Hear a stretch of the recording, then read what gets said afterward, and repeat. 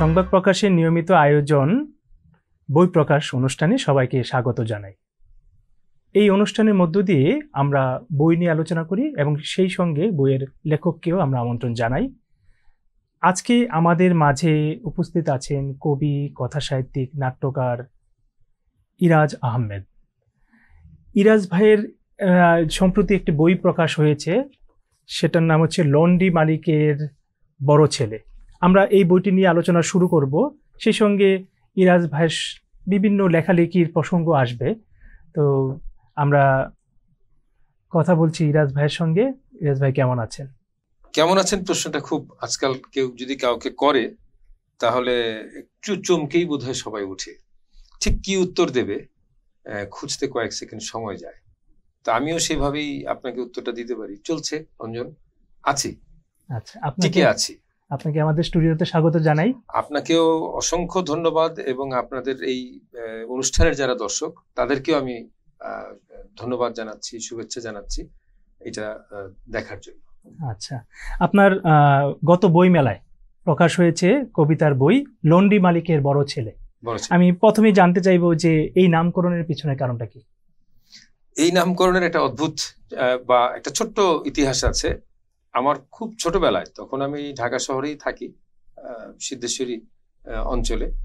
সেখানে আমার এক বন্ধু ছিল, ওর বাবা ছিল, ওর বাবার একটা লন্ড্রি ছিল। আচ্ছা, ওর বাবা নিজেই ওই লন্ড্রিতে কাপড় ইস্ত্রি করতেন, আমার এই বন্ধুটিও ইস্ত্রি করতেন।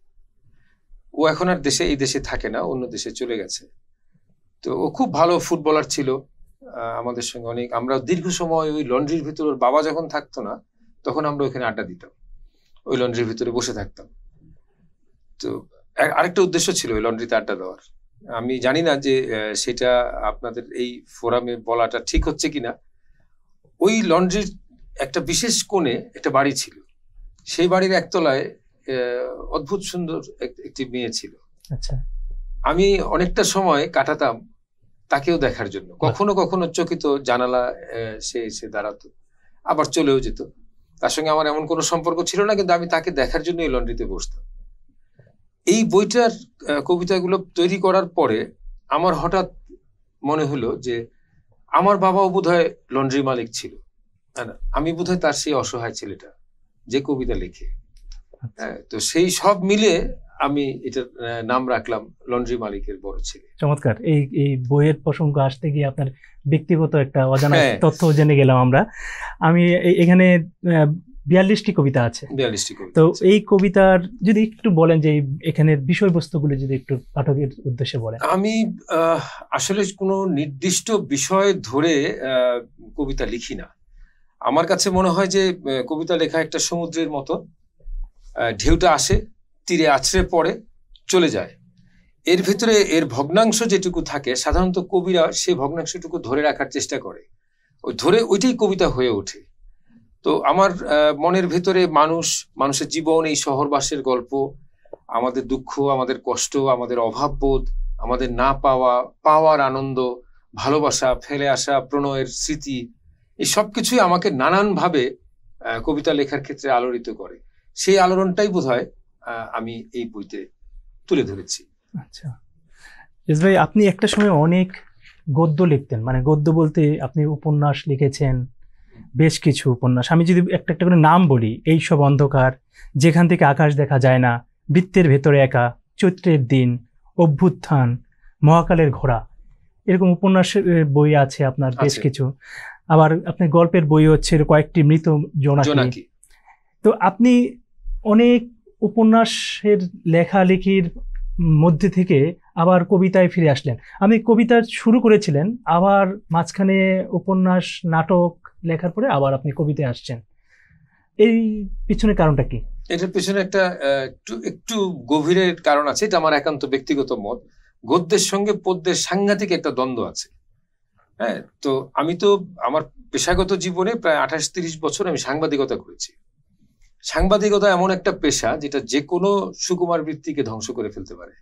এবং আমি আরো বলবো যে আরো সাংঘাতিক জায়গায় কাজ করতাম, সেটা যে আমি রিপোর্টার ছিলাম। আচ্ছা, তো একজন সংবাদদাতার সারা দিন কবিতা বা গদ্যের সঙ্গে বা কোনো উপন্যাসের গল্পের সঙ্গে যায় না, খুব কষ্ট।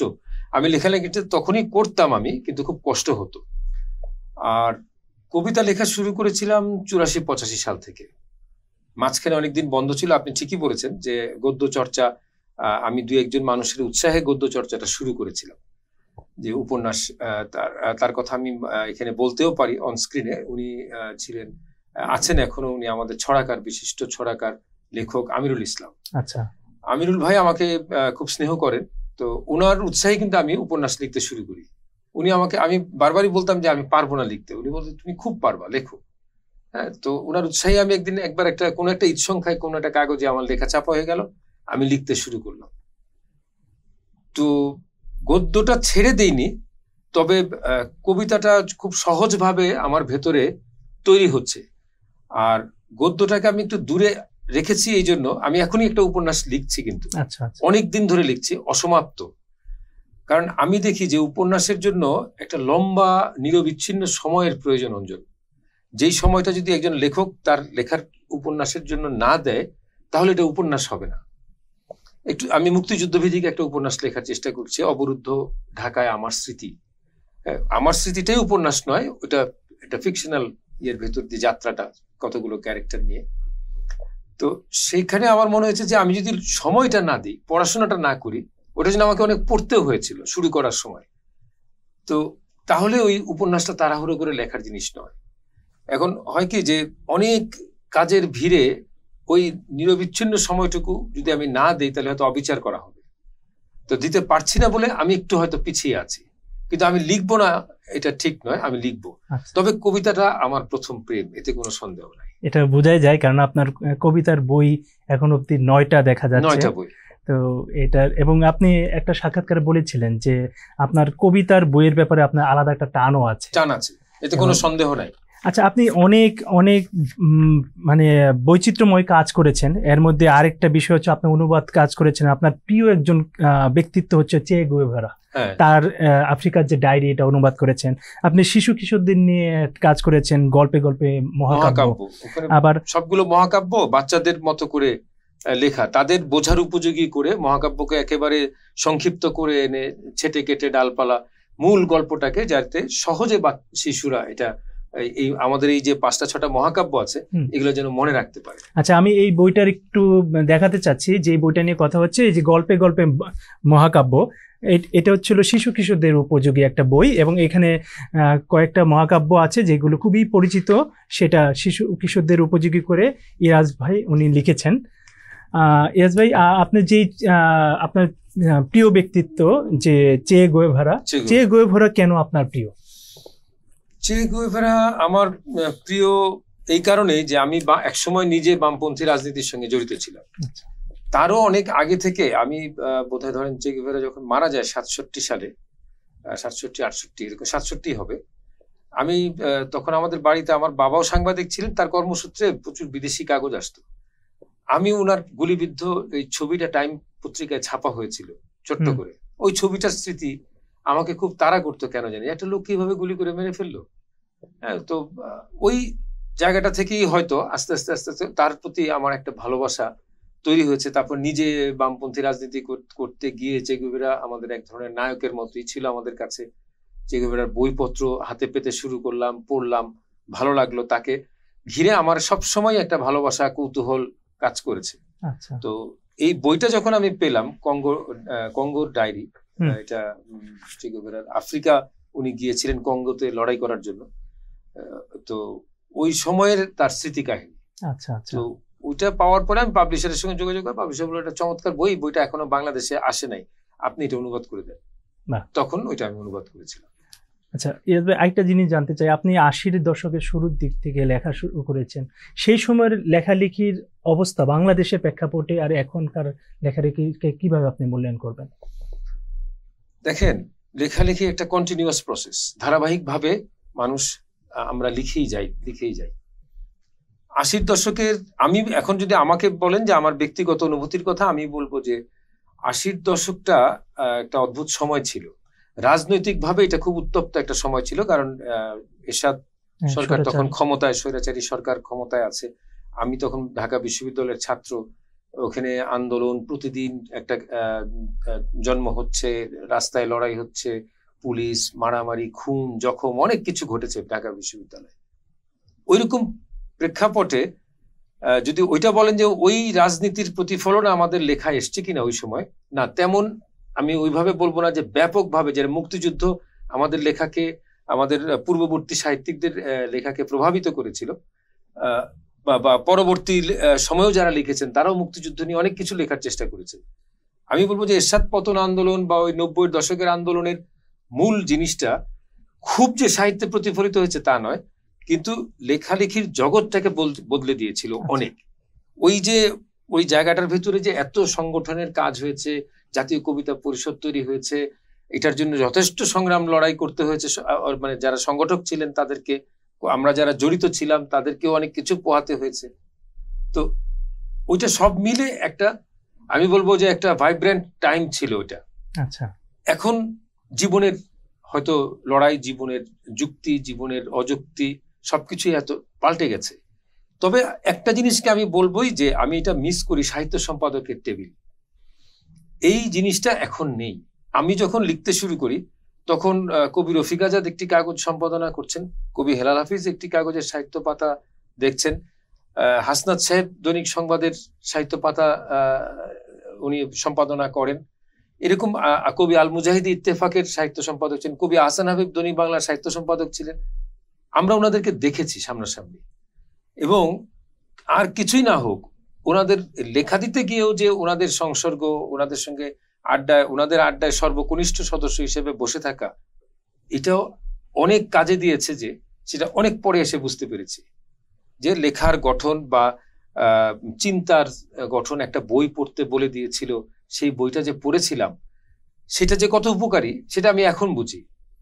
কিন্তু এখন আমি যারা লিখছেন, আমি তাদেরকে বলবো না যে তারা কোনো ভালো সম্পাদক পাননি বা এটা পাননি, বলাটা অনুচিত, অন্যের সক্ষমতাকে ছোট করা ঠিক নয়। তবে এই ধরনের বড় মহিরুহদেরকে কাছে থেকে পেলে হয়তো লেখালেখির ক্ষেত্রটা অনেক আরো এফেক্টিভ হতে পারে, তারা হয়তো এই জায়গাটাকে মিস করবেনি। হ্যাঁ, কারণ এটা একটা অনুপস্থিতি। কারণ আপনি দেখেন এখন সাহিত্য মহলে এরকম বড় কবি বা সাহিত্যিকরা আমরা দেখতে পাই না। হ্যাঁ, হয়তো যারা আছেন তারা নিঃসন্দেহে যোগ্য, তারা অযোগ্য আমি বলছি না, কিন্তু এই ধরনের লেখকদের কাছে গেলে যা জানা যায় সেটা লেখকের উপকারেই আসে। ভাই, আপনার শুরুর দিককার যে কবিতার বইগুলো আছে, ফেলে আসা রুমাল, পড়তে থাকা বিজ্ঞাপনের আগুনে, শীতে ভবঘুরে, সেটার থেকে আমি দেখছি যে আপনার আত্মহত্যার সামগ্রী, তারপরে হচ্ছিল বৃষ্টি আমাকে নেয়নি অন্তরা, আমি এই বইটা একটু দেখাচ্ছি, বৃষ্টি আমাকে নেয়নি অন্তরা, এবং জুয়ারি ও জ্বলন্ত রুমাল, এই বইটাও আমি দেখাচ্ছি, এবং লন্ডি মালিকের বড় ছিল, সেটা তো আমি দেখালামই। তো আমি নিজে এই বইগুলো পড়েছি এবং দেখলাম যে আপনার শুরুর দিককার যে বইয়ের যে ভাষা, আঙ্গিক এবং যে বিষয়বস্তু, চিন্তা, চেতনা, সেটার অনেক পাল্টে গেছে এই সময়ে এসে। এই পরিবর্তনটা কেন বা কিভাবে হলো?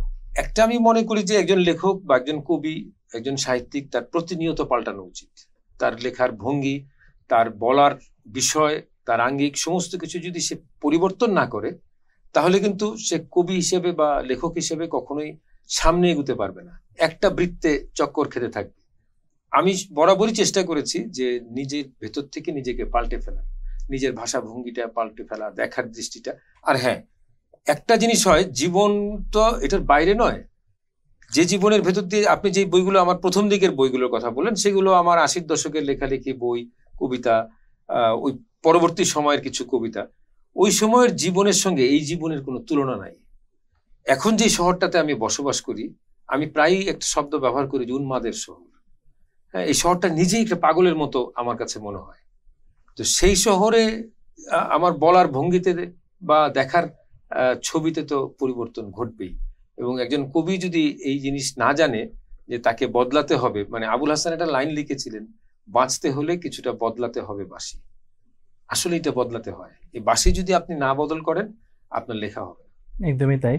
ইরাজ ভাই, আপনি সাধারণত সভা সমাবেশকে এড়িয়ে চলেন, এবং আপনি যেটাকে বলে হচ্ছিল মিডিয়ার সামনে আসা বা আপনাকে খুঁজে নিতে হয়, মানে যারা একটু একটু একনিষ্ঠ পাঠক, আপনার পাঠক আপনাকে খুঁজে নেয় এবং তারা জানেন যে আপনি কি লেখেন, কি লিখছেন। আপনি এই যে নিভৃতিচারী জীবন যাপন, এটার আপনি যে পেশা জীবন করেছেন সেটা ছিল একটা সম্পূর্ণ উল্টো উল্টো, আর এখন আপনি একেবারেই নিজের বড় আছেন। আমি একটু যদি বলতে চাই পাঠক এবং দর্শকদের উদ্দেশ্যে, সেটা হচ্ছিল ইরাজ আহমেদ ঢাকা বিশ্ববিদ্যালয় থেকে বাংলা ভাষা ও সাহিত্যে স্নাতকোত্তর করেছেন। উনি দীর্ঘ প্রায় 30 বছর সাংবাদিকতার সঙ্গে যুক্ত ছিলেন বলছি এই কারণে যে এখন এই মুহূর্তে তিনি সাংবাদিকতা আমি আর করি না, করছেন না। বর্তমানে উনি ওনার পেশা হচ্ছে একমাত্র লেখালেখি, এবং সেই সঙ্গে প্রাণের বাংলা বলে একটা অন্তর্জাল পত্রিকার সঙ্গে আছেন এবং এটা করে যাচ্ছেন। তো আপনার লেখালেখির অনুপ্রেরণাটা একটু জানতে চাই। আমার লেখালেখির অনুপ্রেরণা লেখকরা। আমি ছোটবেলা থেকে অনেক বই পড়েছি, তো আমার খুব মনে হতো যে আচ্ছা আমি যদি সমরেশ বসুর মতো হতে পারতাম, আমি যদি মানিক বন্দ্যোপাধ্যায়ের মতো হতে পারতাম। মানে ওনাদের জীবনগুলো, যখন আমি ওনাদের জীবনটা পাঠ করেছি, তখন আমার মনে হয়েছে যে আমি লিখি, কিন্তু আমি কত ক্ষুদ্র একটা লোক। মানে ওনারা যে জিনিসগুলোর ভেতরে, কবি সুভাষ মুখোপাধ্যায়ের কথা যদি বলি, বা আরো এরকম অন্যদের কথা যদি বলি, বা লোরকার কথা যদি আমি মনে করি যে কবি হিসাবে তার কথা, আমার মনে হচ্ছে যে আচ্ছা এরা জীবনে কতটা পরিশ্রম করলো, কতটা জীবনকে দেখলো। মানে এদের জীবনকে অনুসরণ করে আমি লেখক হতে পারবো না কেন? হ্যাঁ, ওইটা আমার ভিতরে সাংঘাতিক একটা অনুপ্রেরণার মতো কাজ করতো যে আচ্ছা আমি চেষ্টা করে যাই। আমি হয়তো কোথাও পৌঁছাতে পারিনি, কিন্তু ওই জীবনগুলো আমাকে কোথায় ভেতরে ভেতরে একটা কিছু গঠন করে দিয়েছে, সেটা আমাকে সাহায্য করেছে। পরিবারের ভেতরে আমাকে লেখার ক্ষেত্রে খুব বেশি উৎসাহ দেওয়া সেরকম ঘটনা ঘটেনি। আচ্ছা, হ্যাঁ ঠিক আছে, কেউ নিরুৎসাহিত করেনি, কিন্তু খুব বেশি উৎসাহ যে আমি পেয়েছি এটা আমি বলবো না। আপনার একটা কথার সঙ্গে আমি দ্বিমত পোষণ করছি। আপনি কোথাও পৌঁছাতে পারেননি, আপনি পাঠকের হৃদয়ে পৌঁছেছেন, এবং সেই পাঠকের, সেটা পাঠক বলবে অঞ্জন। আচ্ছা, আমি আপনার একজন আপনি আমার একজন পাঠক, এটা আপনি বললেন, যে সেজন্য আমি সবসময় পাঠকদের কাছে কৃতজ্ঞ থাকি যে তারা যে আমাকে যেটুকু ভালোবাসা দিয়েছে, তারা আমার বইটা যে মনে করে মেলায় বের হলে জিজ্ঞেস করে এসে জেনে নিয়ে কেনে, তার জন্য আমি তাদের কাছে কৃতজ্ঞ। এবং আপনার লেখা আমাদেরকে অনুপ্রাণিত করে এবং আন্দোলিত করে। আপনি ছোটবেলায় পেইন্টার হতে চেয়েছিলেন, সিঙ্গার হতে চেয়েছিলাম, গানও গাইতে চেয়েছিলাম। এই আক্ষেপটা কি এখনো আছে?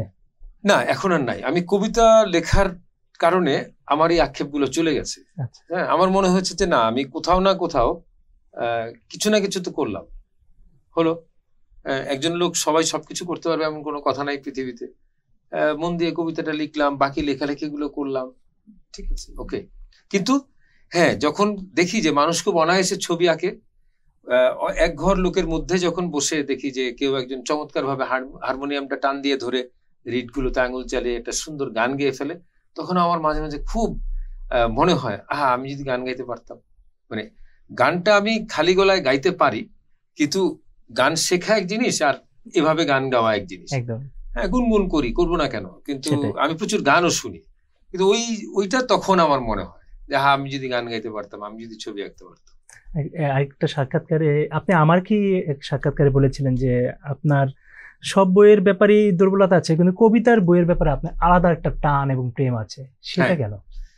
সেটার কারণ হলো কি, কবিতাটা না কেমন জানি মনের ভেতরে একটা সবসময় কি যেন একটা কাজ করতে থাকে।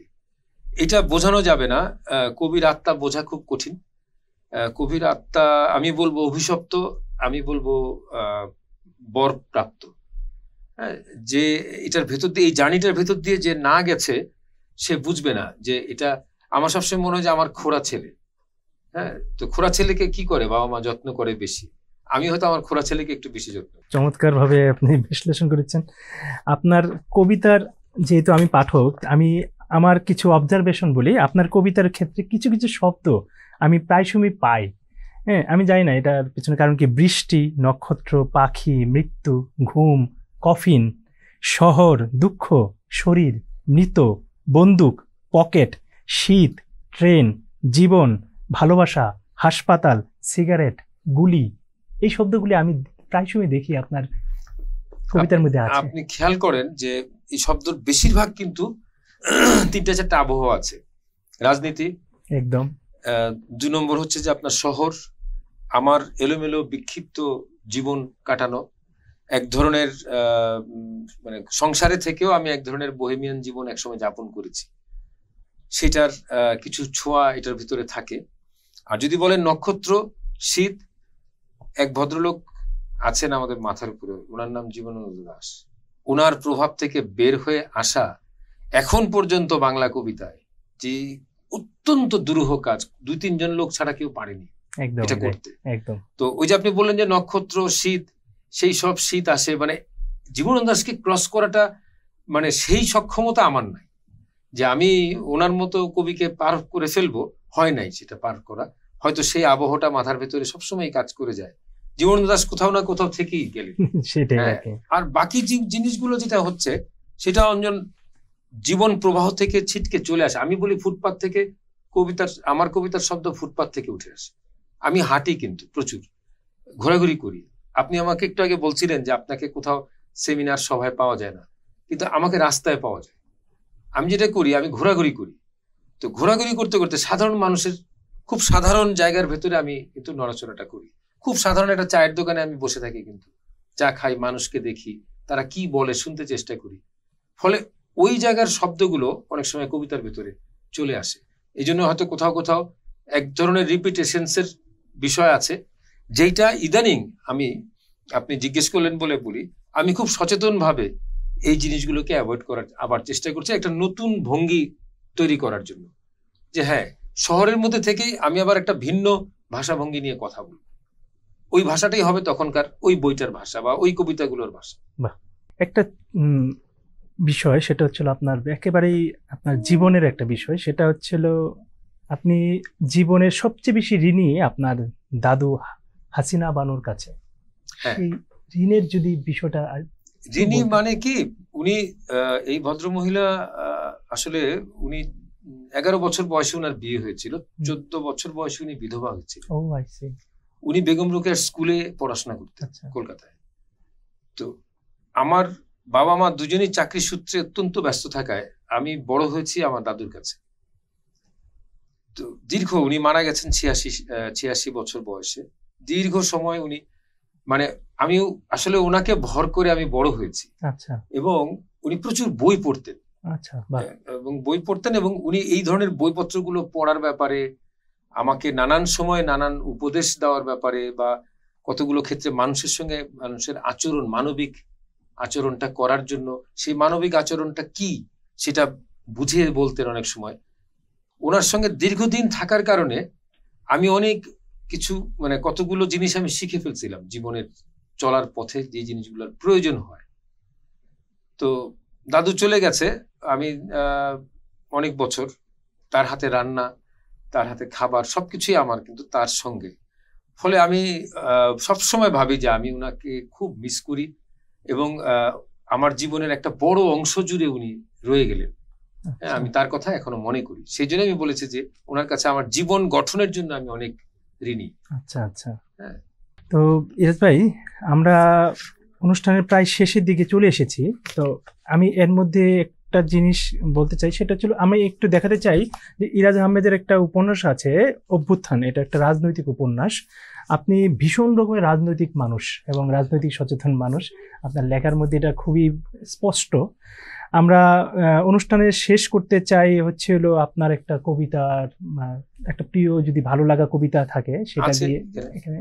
তো আমার প্রথম বইটা পেলে আমি একটা কবিতা পড়ে শোনাতে পারি দর্শকদেরকে। এই কবিতাটার নাম হচ্ছে পাখি আসে। আজও পাখি আসে, এত কাছে আসে তারা যে ভয় করে।